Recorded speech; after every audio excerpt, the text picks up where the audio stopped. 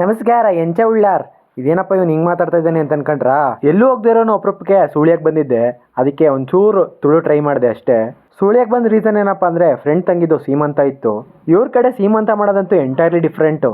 ಆಚೆಯಿಂದ ಒಳಗಡೆ ಕರ್ಕೊಂಡೋಗಿ ಅದಾದ್ಮೇಲೆ ಗಂಡ ಹೆಂಡತಿ ಜೊತೆ ಆ ಕಡೆ ಈ ಕಡೆ ಚಿಕ್ಕ ಹುಡುಗ ಹುಡುಗಿನ ಕೂರಿಸ್ತಾರೆ. ನಂತರ 7 ಥರದ ತಿಂಡಿ ಐಟಮ್ಸ್ನ ಅವ್ರಿಗೆ ಬಡಿಸ್ತಾರೆ.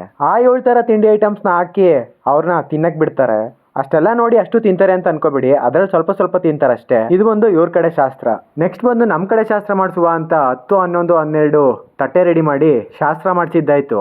ಇದನ್ನೆಲ್ಲ ಇವ್ರು ನೋಡಿ ಏನಪ್ಪ ಇದು ಡಿಫ್ರೆಂಟ್ ಆಗಿ ಮಾಡ್ತಾ ಇದಾರೆ ಅಂತ ಯೋಚನೆ ಮಾಡ್ತಾ ಇದ್ರು ಇವರೆಲ್ಲ.